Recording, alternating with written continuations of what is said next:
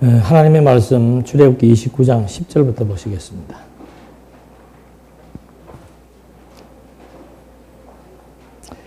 숫송아지를 회막 앞으로 끌어다가 아론과 그의 아들들이 그 숫송아지 머리 위에 안수하게 하고 회막 문 여호와 앞에서 그 숫송아지를 잡고 그 숫송아지 피를 조금 가져다가 내 손가락으로 제단 뿔들에 바르되 그 남은 피는 모두 제단 밑에 쏟아라. 내장을 덮은 모든 기름과 간 위에 있는 꺼풀과 두 콩팥과 그 콩팥들 위에 기름을 가져다가 제단에서 불사르고 그 숫소의 고기와 가죽과 똥은 진 밖에서 태우라. 이것이 속죄제이다.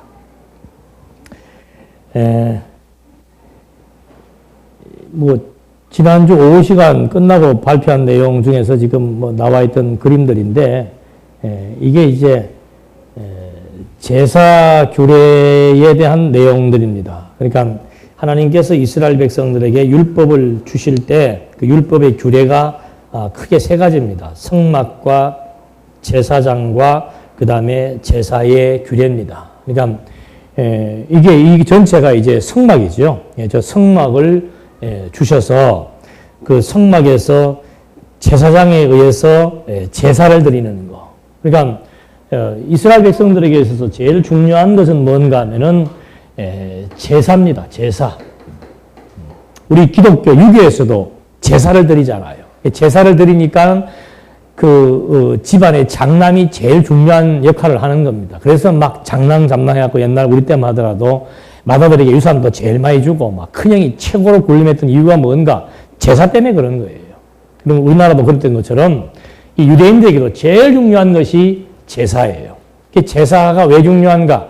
제사를 통해서 자기 백성들의 죄가 용서되기 때문에 그렇습니다. 그 죄 용서된다는 의미는 뭔가? 죄가 용서되어야만 자기 백성들의 생명이 어떻게 돼요? 보존되는 거예요. 자기 백성들의 생명이 보존되어야 하나님은 생육하고 번성하게 해주신다고 약속했던 하나님은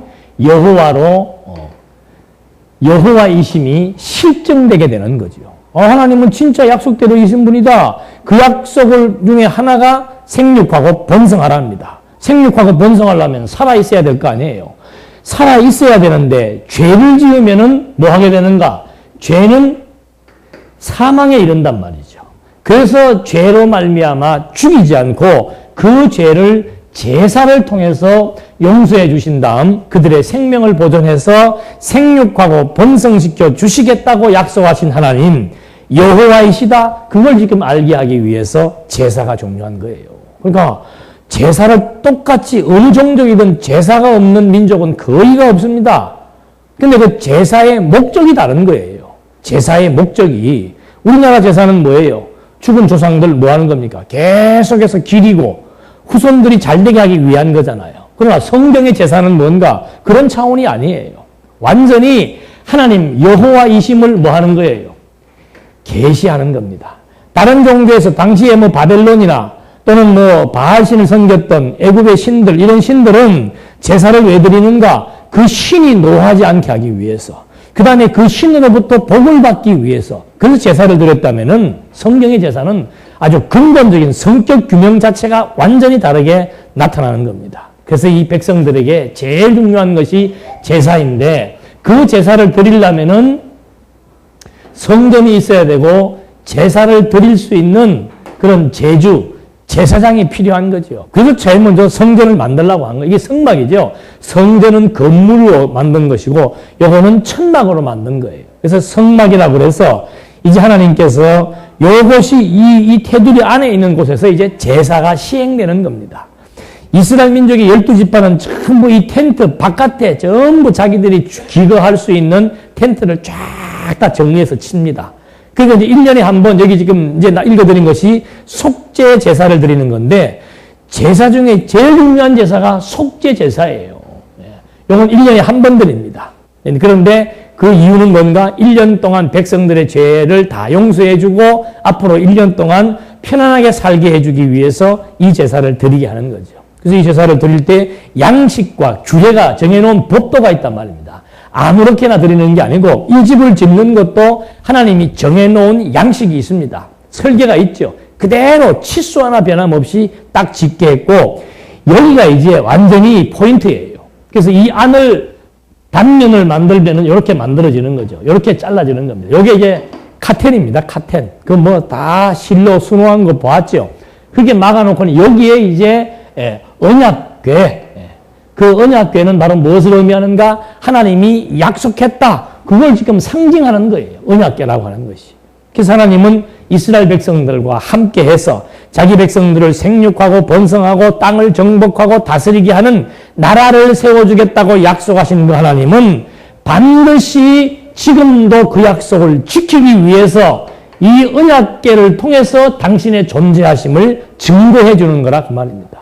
그 여기에서가 모든 것이 다 이루어지고 구약 이스라엘 백성들은 하나님이 여기에 존재해 계신다고 믿은 거예요. 여기에 계시면서 우리와 함께 한다는 것을 이들에게 알게 해준 겁니다. 그건 이스라엘 민족들이 항상 뭐 중심으로인가? 하나님이 여기에 계시니까 이 성막을 중심으로 지파들이 다 진지를 이렇게 구성해서 딱 위치하고 있는 거예요. 그래서 이 구름 기둥도 광야에서 낮에는 구름 기둥, 밤에는 불 기둥이잖아요. 이 구름 기둥이 항상 어디에 머무는가? 성막을 중심으로 해서 구름이 쫙 이렇게 퍼져 있는 거예요. 그 다음에 구름이 딱 떠서 구름이 움직이면은 다 걷는 겁니다. 이걸 전부 해체해가지고 각 지파별로 이 해체할 수 있는 모든 담당 부서가 다 다릅니다.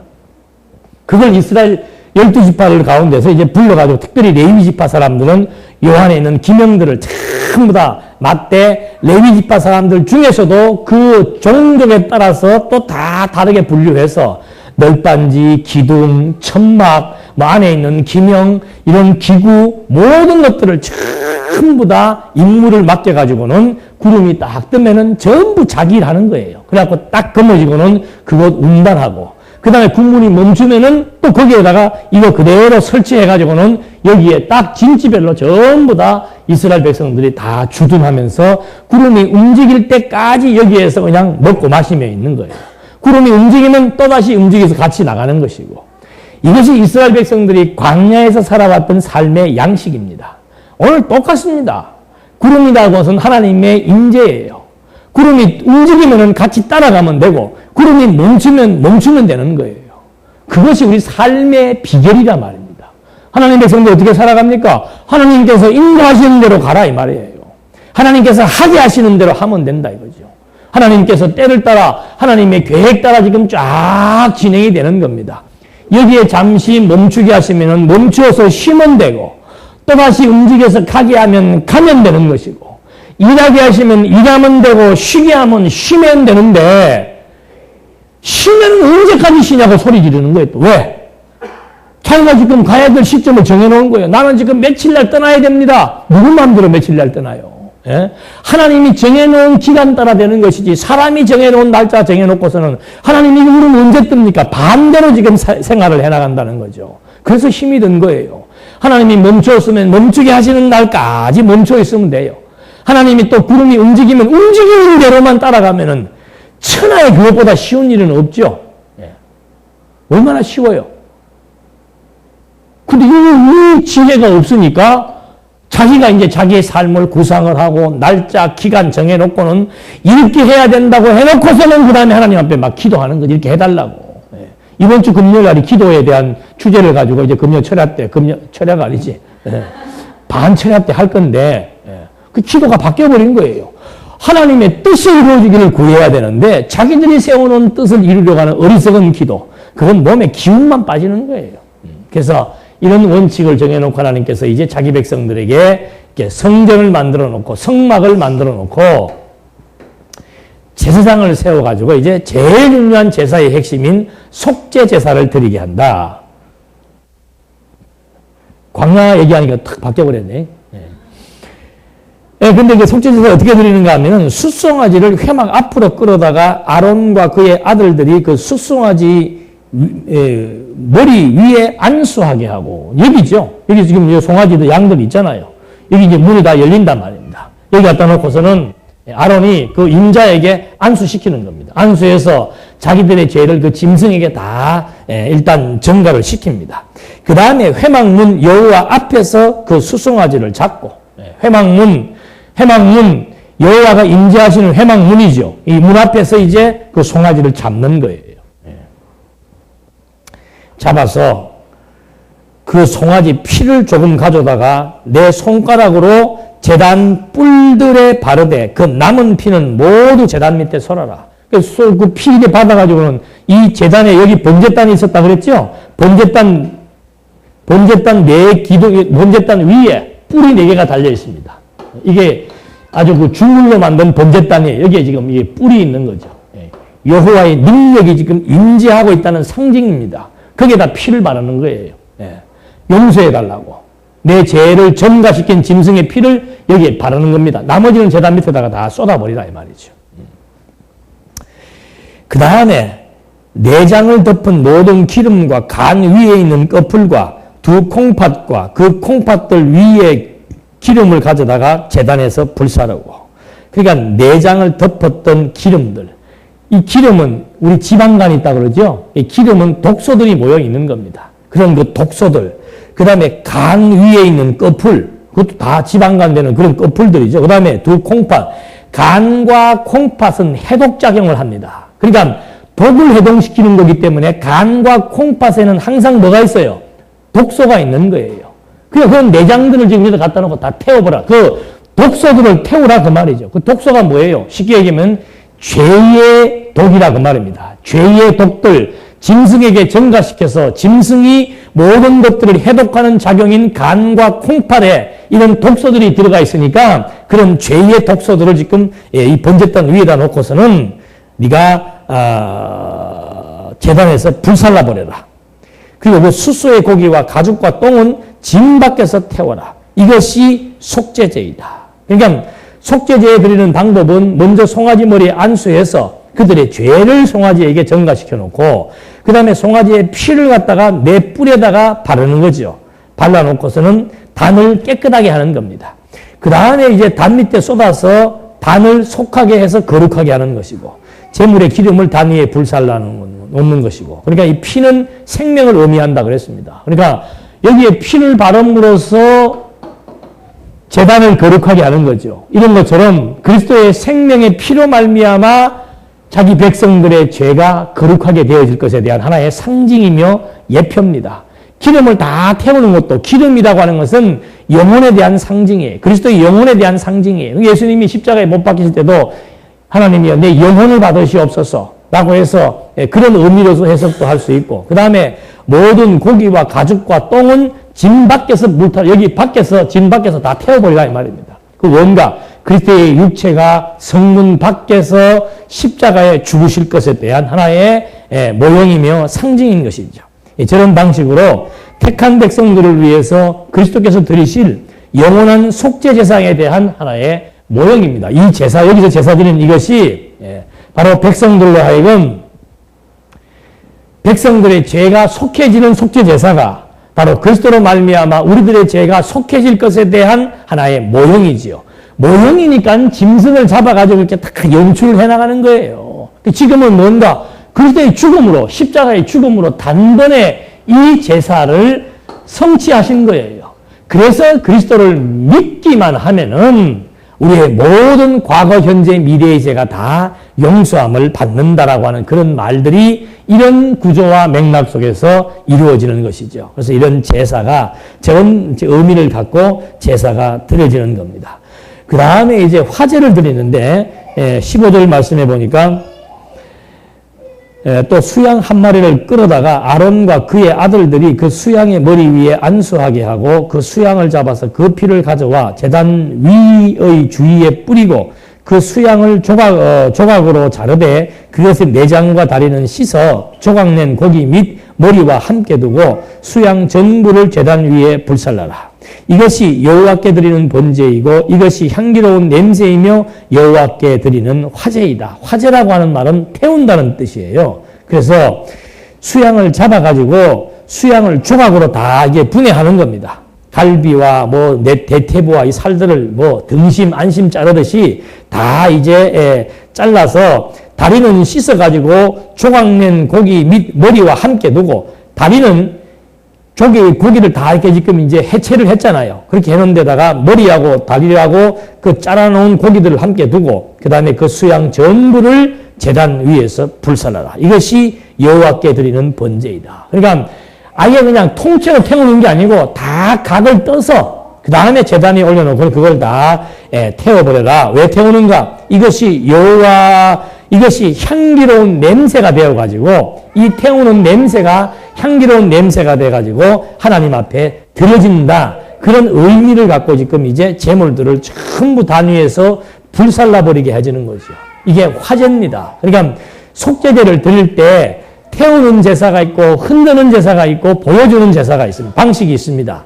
그런 방식들을 지금 열거를 하는데 먼저 하나님 앞에 완전히 헌신을 드리는 그런 의미를 갖고 여기서 지금 불로 다 태우는 거예요. 제물을 이런 제단 위에다 놓고서는 여기가 번제단이 있죠. 이 번제단 위에다가 제물을 놓고서는 다 태워버리는 거죠.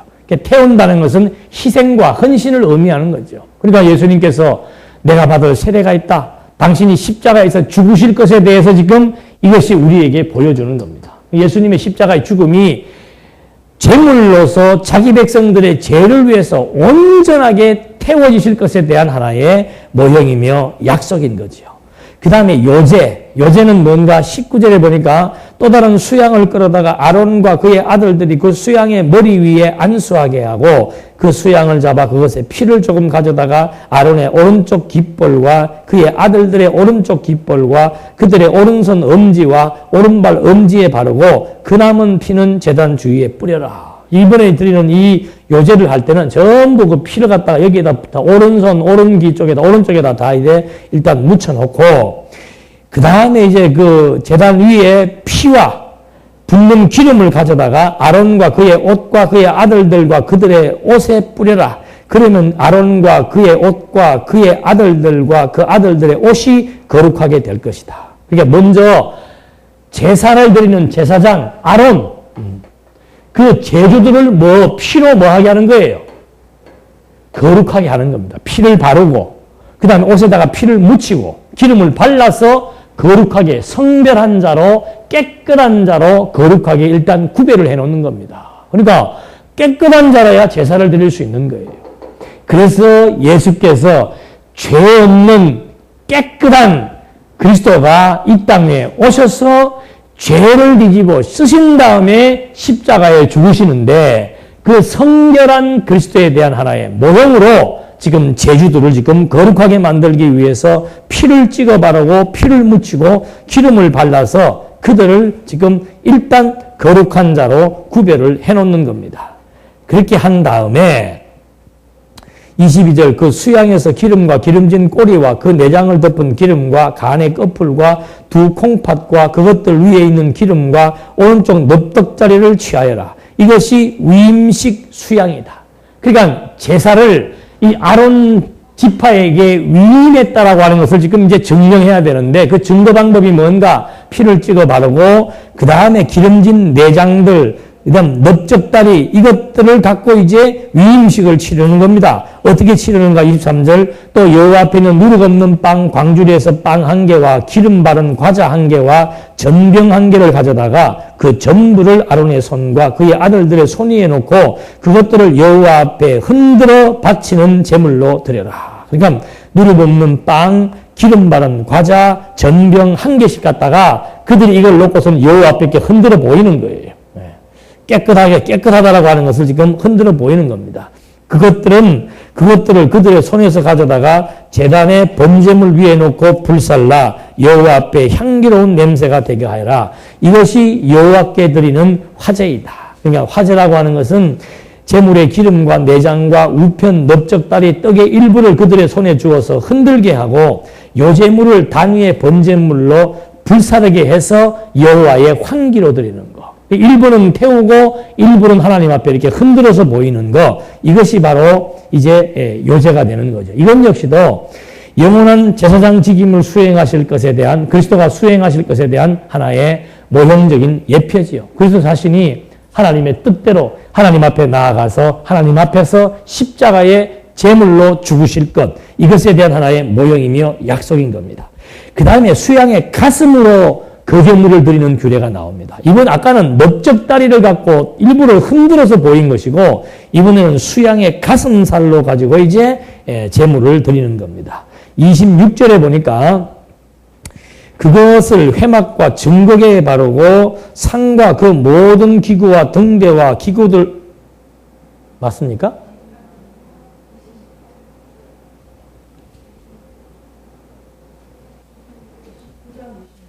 (29장) 26절 아론의 위임식 수양의 가슴을 가져다가 그것을 여호와 앞에 흔들어 바치는 제물로 드려. 이것이 너희의 몫이다. 아론과 그의 아들들의 위임식 수양 중에서 흔들어 바치고 들어 올려 바친 것 곧 흔들어 바치는 제물의 가슴과 들어 올려 바치는 제물의 넓적다리를 거룩하게 하여라. 이것이 아론과 그의 아들들이 이스라엘 자손으로부터 받을 영원한 몫이니 이것이 바로 들어 올려 바치는 제물이다. 이것을 들여 올려 바치는 제물은 이스라엘 자손이 그들의 화목제의 제물 중에서 취하여 여호와께 드리는 제물이다. 그래서 이 위임식 수양의 제물 일부는 번제물로 삼아 화제를 드리고 거제물 높이 들었다가 다시 돌려받는 목의 일부를 이제 아론 지파가 성막 안에서 먹는 겁니다. 이 사람들도 먹고 살아야 되니까 이 제물의 용도는 두 가지예요. 한 가지는 여호와 앞에 드리는 것이고 일부는 이들이 먹고 살 양식으로 주는 거지요. 이렇게 해서 이제 제물이 드려지는데 그걸 이제 모든 거 먹는 것, 이들이 먹어야 될 것, 이들 자신 다 지금 거룩하게 여호와 앞에서 구별하는 의식을 치르는 겁니다.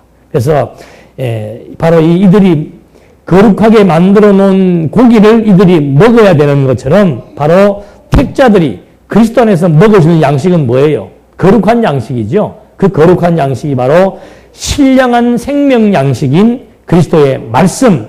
이들은 거룩하게 된 넓적다리를 먹었다면은 지금은 이제 거룩하신 그리스도의 말씀을 우리가 먹고 사는 것, 이것에 대한 하나의 모형인 것을 우리가 알 수가 있는 겁니다. 그러니까 이런 모든 것들이 전부 오실 메시아에 대한 약속이며 모형적으로 증거된 것들이라고 하는 것. 그래서 여기 나오는 제물도 전부 다 메시아에 대한 약속. 구약의 제사장이 제물을 먹고 생명을 유지했던 것처럼 오늘 신약의 성도들이 그리스도의 생명을 받아 그리스도의 말씀으로 생존하는 것에 대한 모형이며 약속이고, 또 이 제사장들이 하나님 앞에 나아가서 제사를 드림으로 말미암아 백성들의 죄가 용서되는 것은 영원한 제사장이신 그리스도가 하나님 앞에 나아가서 직접 죽으심으로 말미암아 자기 백성들의 죄를 영원히 용서하실 것에 대한 모형과 약속이지요. 그러니까 제사장도 그리스도, 제물도 그리스도예요. 전부 다. 근데 오늘날 잘못된 교회 제사가 뭔가, 제사장은 목사이고 제물은 돈으로 지금 잘못 생각을 한다는 이것은 완전히 잘못된 제사 제도지요. 제사를 드리는 성전도 지금 예배 드리는 이 예배당이 지금 성전으로 둔갑을 해서 여기에서 목사가 제사장이 되어가지고는 성도들이 가져온 제물, 돈을 갖고 제사를 드리는 줄 안단 말이에요. 근데 지금은 제사가 아니죠. 과거에는 모형적인 제사라면은 지금은 제사 이름을 붙인다면은 산제사예요, 산제사. 산제사란 뭐라 그랬어요? 영적 예배가 로마서 12장에 영적 예배가 산제사예요. 영적 예배가 뭔가? 하나님의 뭘 분별하는 거예요? 뜻을 분별하는 거예요. 그게 제사란 말입니다. 산제사란 말입니다. 구약의 제사는 뭔가? 이런 게 구약의 제사라면 지금 드리는 제사는 뭔가? 하나님의 말씀을 통해서 무엇이 하나님이 선하게 여기시고 무엇이 하나님이 기쁘게 여기시고 무엇을 하나님이 온전하게 여기시는지를 분별할 수 있는 말씀에 대한 이해력, 말씀에 대한 연구, 말씀 공부가 바로 산제사이지 무슨 제물 가져와서 하나님 앞에 막 구할 때 흔들어 드리는 것처럼 제사를 드리는 게 아니란 말이에요. 지금 미국에서는 이런 예배 모범이 없답니다. 예배 모범을 가지고 예배를 드리는 교회가 거의 없어졌답니다.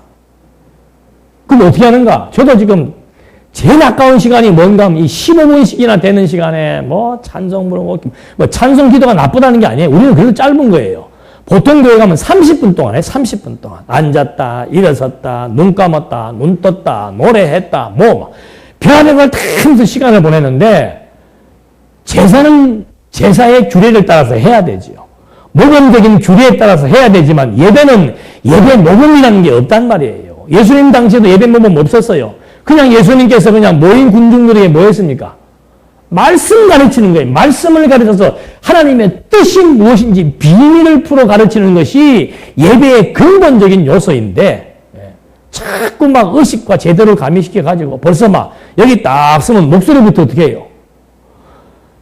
앉아서 여러분들하고 담소할 때 목소리하고 여기 서 있을 때 목소리가 같아요, 틀려요?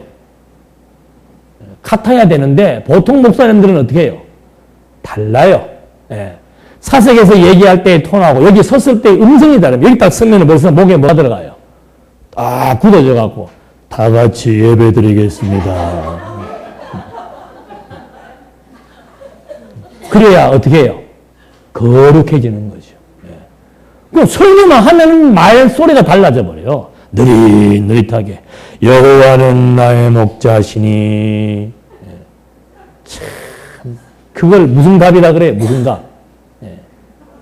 예? 그걸 무슨 답이라 그래요? 꼴이라 그러잖아요. 꼴. 꼴값 한다 그러죠. 그냥 성경 가르치면 돼. 저는 진짜 막 이것도 다 벗어버리고 양복도 벗고 그냥 티셔츠 하나만 입고 했으면 딱 좋겠는데 동방예의지국이라서 그냥 넥타이도 갖추고 해서 예의적인 차원에서 하는 것뿐이지 지금 이게 뭐 특별한 의미가 부여되는 뭐 특별한 의식적 의미가 가미되기 때문에 넥타이를 매고 정장을 하고 한 번씩 캐주얼 양복을 입고 싶은 집사람은 혹시 깨끗한 거 입으라 그래서 내가 깨끗한 거 입는 거예요. 뭘 입으면 어때요? 여기 써 있는데. 수염을 좀 길러서 면도를 못하고 나올 수도 있는 거고, 머리가 풀어서 나올 수도 있는 거고, 그게 무슨 하나님 앞에 범죄가 되는 거냐, 이 말이죠. 그런 게 아닌 거예요. 예배는, 설령 반바지를 입고 하든, 넥타이를 안 묶고 하든, 그냥 티셔츠를 입고 하든, 뜻을 분별하는 내용이 중요한 것이지, 무슨 의식에 갖춰가지고 그냥 막, 올간이 막, 울리면은 막 저 뒤에서 쫙, 천사처럼 해가지고, 맨 앞에 탁 힘 까놓고 서서 걸어 나오면 뒤에 그냥 쫙 들어오면 막 성가대가 막 할렐루야 하면은 막 고개를 쫙 숙이고, 제사 드리는 거예요, 제사 드리는 거. 그렇다고 또 우리처럼 그냥 예배 시간이 됐는데도 팍 밖에서 뛰돌아다니고 놀다가 들어와 그러면 막, 앉아가지고 뭘 하는지도 모르고 앉아있다가 한 15분 지나야, 여기 하는구나. 그것도 엉터리지요.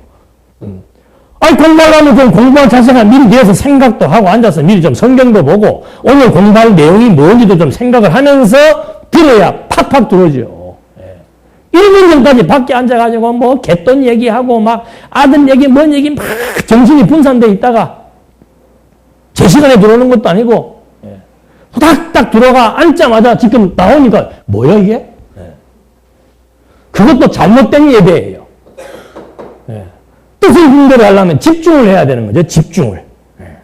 정확하게 집중을 무엇을 모르고 있는지 그 내용이 무엇을 말하려고 하는지 생각하면서 관심 갖고 듣는 것하고 무념무상에 의해서 듣는 거하고 그건 완전히 차이가 나는 거예요. 공부 잘하는 애들은 반드시 뭐 하고 학교 옵니까? 예습하잖아. 예습하고 왔어요 오늘?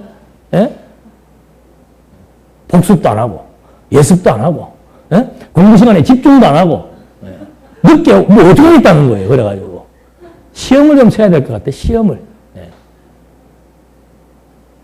그래서 그런 의식, 이런 구약적인 의식을 탈피하는 거, 그거 산예배이고, 산예배란 뭔가 영적 예배, 하나님의 뜻을 분별하기 위해서 성경을 공부하는 거예요. 성경을 공부하는 거. 이런 제사에 대한 아주 복음적 의미를 정확히 알아야만 오늘날 변형된 잘못된 예배의식을 우리가 바꿀 수가 있는 거죠. 그 다음에 이제 아론의 성의로 제사장직을 승계하는 규례가 나옵니다. 아론이 입는 여기 옷도 있잖아요. 이 지금 일반인들이 입는 옷하고 다릅니다. 제사장이 입는 옷은 달라요. 그 옷을 갖다가 이제 후계자에게 뭐 하는 겁니까? 물려주는 거예요. 물려주는 거. 이것도 하려면 제대로 해야 돼. 지금 뭐 나오질 않아요. 이건 아론이 입는 옷이 아니고 하류들이 입는 옷입니다. 그냥 일반 레위 지파들이. 아론이 입는 옷은 여기에 뭐가 박혀 있어요? 12개의 보석이 박혀져 있고 모자 여기 있네. 이런 옷, 띠, 금, 이 다 금태 들어온 거예요. 여기 경장을 두르고 이 옷을 지금 누구한테 물려주는 거예요? 후계자에게 물려주는 그런 이제 의식이 나오는 거예요. 한번 보십시다. 29절에 보니까 아론의 거룩한 옷은 그의 뒤를 이어 그의 아들들의 것이 되는데 그들이 그 옷을 입고 기름 부음을 받아 위임을 받을 것이며 아론의 아들들 가운데서 그의 뒤를 이어 제사장이 되는 아들은 회막에 들어가 성소에서 섬길 때 7일 동안 그것을 입어야 된다. 아버지로부터 아들에게 제사장의 직무가 위임되게 할 때 어떻게 그 위임식을 하는가? 옷을 벗겨주는 거예요. 옷을. 그 옷을 입고 제사를 드릴 때는 7일 동안 그 옷을 벗으면 안 돼요. 이 옷들이 오늘날 뭐로 탈바꿈을 한 거예요? 하여튼 꼴이에요, 꼴. 가운으로 탈바꿈을 해가지고, 예를 들어서 지금 이제 뭐, 박 목사님이 은퇴하신다. 그럼 박 목사님이 40년 동안 입고 오셨던 뭐예요? 가운이 있다면 이제 그 가운을 누구한테 주는 겁니까? 후계자한테 그 가운을 익혀주는 거예요. 그리고 이제 위임식을 하는 거죠. 거창하겠죠. 그런 모형적인 장난을 지금 한국교회가 한단 말이에요. 저도 가운을 아주 그냥 전무후무하게 한 번 딱 입어봤어. 한 번. 언제? 목사 안수식 할 때. 그때는 안 입으면 안 해준다 그러니까 할 수 없이 입어야 돼요. 그래갖고는 나보다 먼저 목사가 된 동료, 신학교 동기한테 가서 그걸 빌려가지고 폼은 나도만 입으니까. 그거 입고 이제 안수를 받은 적이 있는데 벗자마자 그냥 바로 돌려줬죠. 네. 그런, 구약에야 그런 옷을 통해서 위임식을 행하고 옷을 통해서 거룩하다, 부정하다를 구별했지만 이건 전부 모형이에요. 이제는 거룩하고 부정한 것, 전부 옷이 아니고 하나님의 말씀을 통해서 선과 악을 분별하고 거룩과 부정을 나누고 분별하는 이런 말씀에 의한 예배, 제사가 주어지는 것이지 이건 의식에 의해서 무슨 권위가 주어지고 옷에 의해서 위임이 되고 이런 것 전혀 아니란 말입니다. 엄밀하게 말해서 위임식 없어요. 뭘 위임을 해요, 위임을 하기는. 그냥 자기에게 주어진 기간 동안 일하고 그 다음에 또 다른 사람이 와서 일을 하고 하는 것이지 구약시대의 이런 위임 이것은 바로 하나님으로부터 주어지는 모든 일들을 그리스도가 위임받아서 그리스도가 행하실 영원한 속죄 제사에 대한 하나의 모형일 뿐이지 지금은 그리스도에게 위임받는 게 없단 말입니다. 예수님께서 베드로에게 열쇠 줬잖아요. 열쇠를 주었다고 하더라도 열쇠를 실제로 식물 열쇠를 준 것도 아니고 내용적인 의미, 네가 내 이름으로 행하는 거 그거 똑같은 거예요. 예수 자신이 행한 것이나 예수의 이름으로 기도하는 것이나 예수의 이름을 전파하는 것이나 똑같은 일이라 그 말입니다. 예수가 그리스도이심을 믿으면 어디 가는 거예요? 천국 가는 거잖아요. 그 일을 해라 그 말입니다. 너 나 누구로 하느냐? 주는 그리스도시요 살아계신 하나님의 아들입니다. 맞다. 내가 너 위에 교회 세우겠다. 네가 땅에서 풀면 하늘에서도 풀리고 땅에서 묶으면 땅 하늘에서도 묶인다. 네가 지금 믿었던 예수는 그리스도라고 하는 그 사실이 믿어지면은 그게 선포되면은 믿는 자, 너와 같이 믿는 자 하늘에서도 천국 백성이 되는 것이고 네가 선포했던 그 말씀을 불신하는 자는 네가 거부할 거 아니냐. 그들은 똑같이 천국을 갈 수 없다. 네 생각, 내 생각, 핵심은 뭔가? 예수가 그리스도라고 하는 사실이다. 여기에 일치하면은 천국문이 열리는 것이고 여기에 일치하지 않으면 천국문이 닫히는 것이지 베드로가 지금 열쇠 두고 마음대로 문 열고 닫고 하는 것이 아니란 말입니다. 베드로의 임의에 의해서 판단해가지고 열고 닫는 것이 아니고 베드로가 가지고 있던 예수는 그리스도라고 하는 신앙 그것이 믿어지면 천국 가는 것이고 못 믿으면 지옥 가는 것이다. 그 말을 하는 것인데 그런 것들이 무슨 마치 막 예수께서 베드로에게 위임을 했고 베드로는 그의 제자에게 위임을 해가지고 위임해가지고 지금 교황에게 위임이 됐다. 이건 완전히 엉터리 소리죠. 구약에서의 위임은 하나님께서 그리스도에게 천국을 맡겨주신 천국 백성을 맡겨주신 것에 대한 모형이며 약속이지 오늘 사람이 그리스도의 권세를 위임받아가지고 행한다? 그게 아닌 거예요. 그러니까 사도들도 예수께서 사도들에게 뭘 주었습니까? 그리스도의 권세를 주었잖아요. 그 권세도 예수께서 하게 할 때만 하는 거지 자기 마음대로 하는 게 아니란 말입니다. 초기에나 조금 메시아의 권세를 표적으로 보여주었지 나중에는 마음대로 못 하잖아요. 그런 것처럼 정말 근본적인 것은 이제 우리는 하나님으로부터 예수가 그리스도라고 하는 사실에 대한 말씀을 맡은 자들이기 때문에 그 말씀을 통해서 하나님의 뜻을 분별하는 온전한 위임, 이것이 다시 한 번 더 신학적 의미라고 하는 사실을 확인해 본 것입니다. 그래서 이 위임식 하는 방법도 매일마다 속죄제사를 드리고 단을 거룩하게 하고 7일 동안 숫송아지 하나로 속죄제사를 드리고 제물 드릴 자를 7일간 제단을 거룩히 하게 하고 그 다음에 속죄제사를 통해서 이제 선민이 거룩해지도록 그렇게 하나님께서 역사하는 내용들, 이것이 35절과 37절의 내용이었습니다. 그 다음에 38절에 내가 제단 위에 바칠 것은 이러하다. 날마다 1년 된 어린 수양 2마리를 바치되 어린 양 1마리는 아침에 바치고 다른 1마리는 저녁에 바쳐라. 어린 양 1마리를 바칠 때 고운 밀가루 10분의 1 에바와 찌은 기름 4분의 1 흰을 더하고 부어드리는 제물로 포도주 4분의 1 흰을 더하여라. 저녁에 다른 어린 양을 바칠 때에도 아침과 같이 곡식 제물과 부어드리는 제물을 그것과 함께 바쳐 향기로운 냄새가 되게 하여 여호와를 위한 화제로 바쳐라. 이것이 여호와 앞 회막문에서 너희 대대로 드려야 할 번제이다. 내가 거기서 너희를 만나고 너희에게 말하겠다.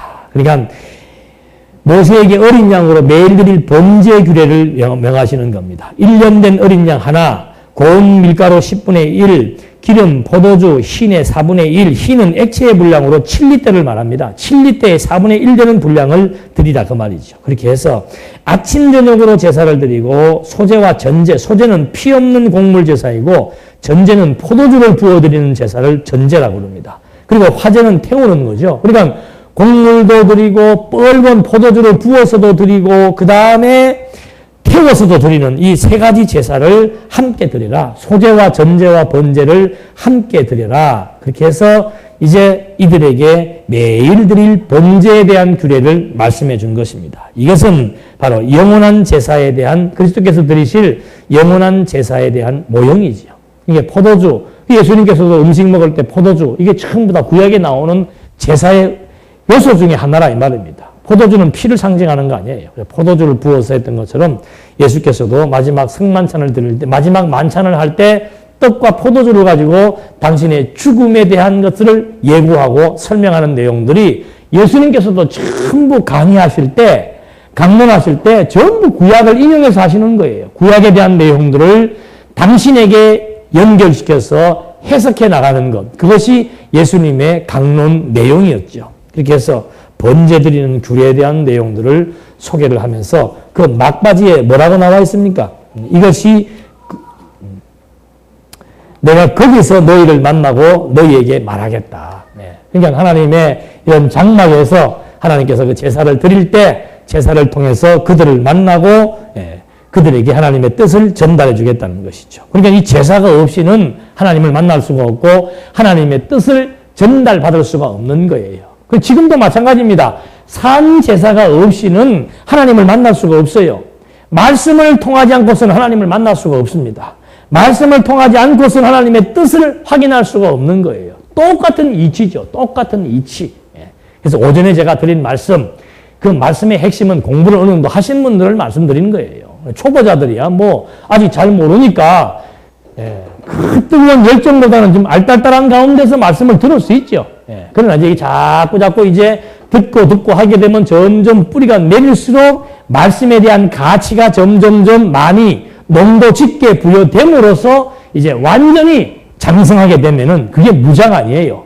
말씀으로 무장하게 되면은 선한 목표를 향해서 질주하게 되는 그런 멋있는 삶의 질이 달라지고 삶의 형태가 달라지고 삶의 의미가 달라지게 된다라고 하는 거. 그러니까 우리 인생에게 가장 중요한 것은 구약 백성에게 제일 중요한 것이 제사인 것처럼 오늘 우리에게 제일 중요한 것은 산제사, 하나님의 말씀을 통해서 하나님을 만나고 하나님의 뜻을 분별하고 하나님을 의지하며 살아갈 수 있는 그 통로, 이거 하나밖에 없는 거예요.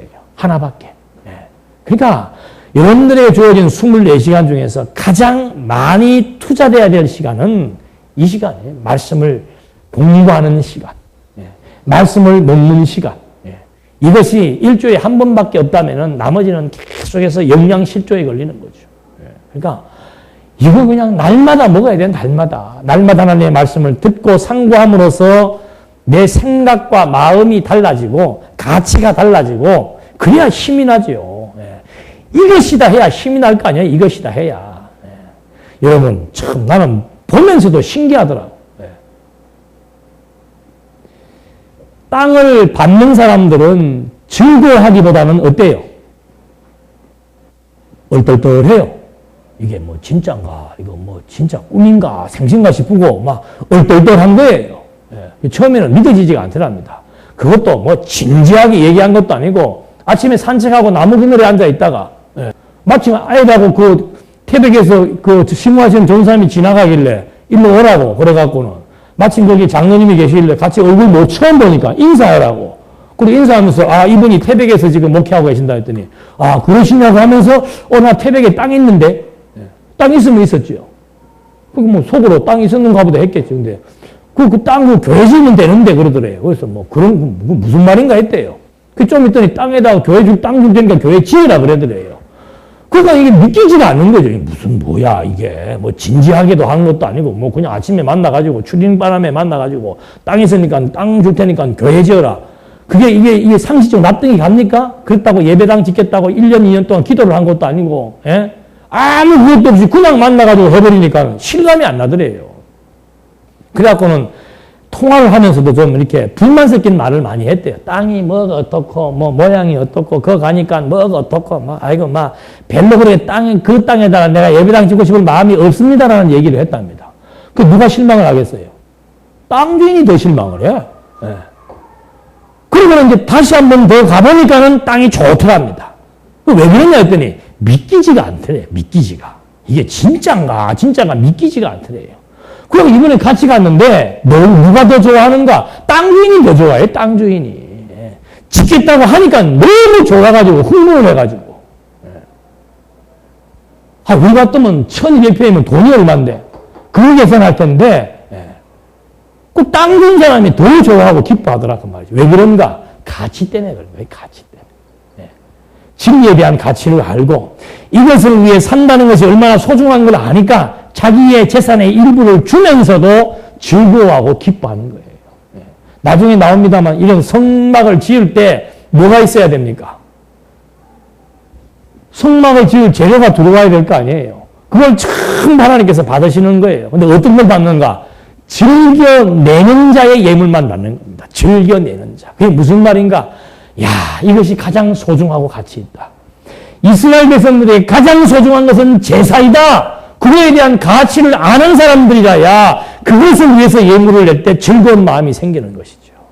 그러니까 마찬가지예요. 우리도 정말 영적 예배가 소중하다. 하나님의 말씀이 소중하다. 그거에 대한 가치를 알아야 말씀을 귀히 여길 수가 있고 말씀을 전파하는 일이 가치롭다고 여길 수가 있고 말씀을 중심으로 모인 교회가 소중하다고 여겨져야만 그 일을 위해서 즐겁고 기쁜 마음이 생기는 것이죠.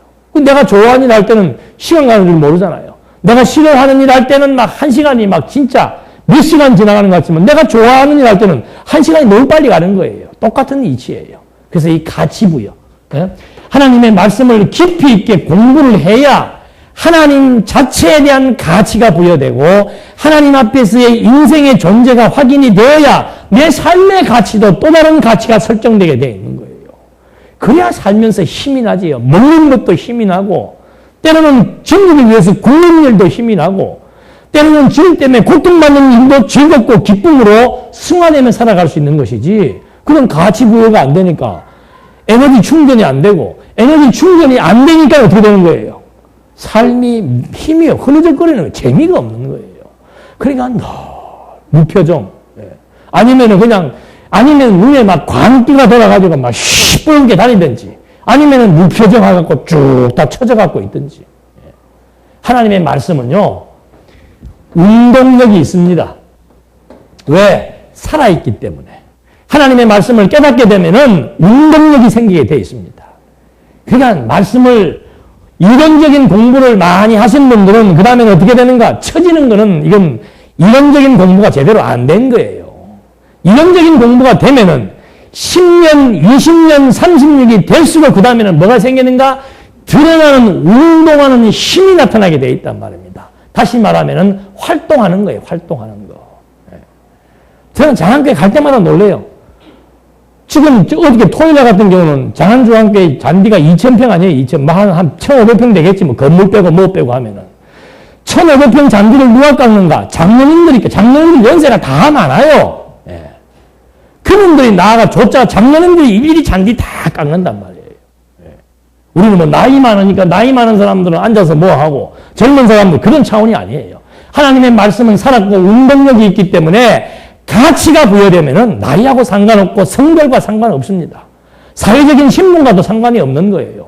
그리고 토요일날 그 청소하러 오시는 분들 화장실 청소까지 다 해요. 사회적으로 보면 다 지위 있는 사람들이고, 예?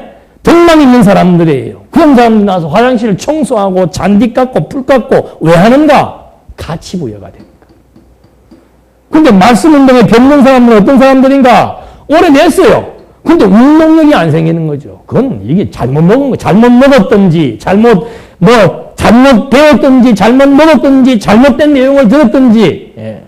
잘못 가르쳤든지, 무언가 잘못 먹었으니까 성장이 안 돼. 성장이 안 되니까 기운이 빠져서 일할 힘이 안 생기는 것이죠. 그러니까 낭창하게 앉아가지고, 예. 눈에도 힘이 없고, 몸에도 힘이 없고, 교회 와도 어슬렁. 예. 앉으면 졸고, 인생 끝난 거예요, 그러면. 예. 정말 참된 인생은 뭔가? 먹을수록 힘나는 거죠. 먹을수록 힘나는 거. 예. 그러니까 여러분들 먹을수록 힘내시라고 말씀드리는 게 아니고, 그거 우리 마음대로 되는 거 아니에요. 예. 귀 있는 자에게 하나님께서 말씀 듣고 깨닫게 해서, 정말 인생의 참된 가치 딱 부여되면은, 예. 염문질 할 게 없는 거죠, 염문질 할 게. 한 가지만을 위해서 내 일생을 불태울 수 있는 목적과 수단의 자리매김이 정확해서, 목적을 위한 수단에 의해서 열심으로 자기의 삶의 질이 풍성해지는 것. 이것이 진리의 복음을 깨닫고 사는 사람들의 삶의 모습인 거죠. 그래서 구약시대 때는 이런 모습들을 전부 이렇게 모형적으로 짐승 잡아 제사 드리는 이런 것들에 대한 규례를 갖고 하나님께서 말씀을 해주신 것입니다. 그 다음에 몇 절 할 차례예요? 43절입니까? 43절에 내가 거기서 이스라엘 자손을 만날 것이며 그 회막이 내 영광으로 거룩하게 될 것이다. 내가 회막과 제단을 거룩하게 하고 아론과 그의 아들들도 거룩하게 하여 내게 제사장 직분을 수행하도록 할 것이다. 내가 이스라엘 자손 가운데 거하면서 그들의 하나님이 될 것이니 내가 여호와 그들의 하나님으로서 그들 가운데 거하기 위해 그들을 이집트 땅에서 인도하여 냈다는 것을 그들이 알게 될 것이다. 나는 여호와 그들의 하나님이 될 것이다. 그들의 하나님이다 하면서 이 제사의 속죄 제사를 드리는 규례 이거를 말씀해 주시면서 하나님께서 그들과 만날 것이며 하나님이 그들과 만날 것이며 그들의 하나님이 될 것이고 또 그들에게 내가 애굽 땅에서 구출하여낸 여호와이심을 그들이 무엇을 통해서 제사를 통해서 확실히 알게 된다 이 말이죠. 왜? 자기 백성들 제사로 말미암아 속죄함을 얻게 해서 생명을 보존해서 생육 번성 시켜주실 것이 분명하니까 과거 애굽에서 생육하고 번성했던 것 지금도 제사를 통해서 생명이 보존되어서 생육하고 번성되는 것을 통해서 하나님이 여호와이심을 정확하게 알게 될 것이다. 이렇게 해서 하나님께서 이스라엘 백성들에게 이런 제사 제도를 주신 것은 결국은 하나님이 누구이심을 여호와이심을 기억나게 해서 그 여호와를 알고 경외하게 하기 위한 하나님의 섭리의 의도가 제사를 통해서 정확하게 드러난 것을 우리는 한 번 더 확인을 해볼 수 있었던 것입니다. 기도하시겠습니다.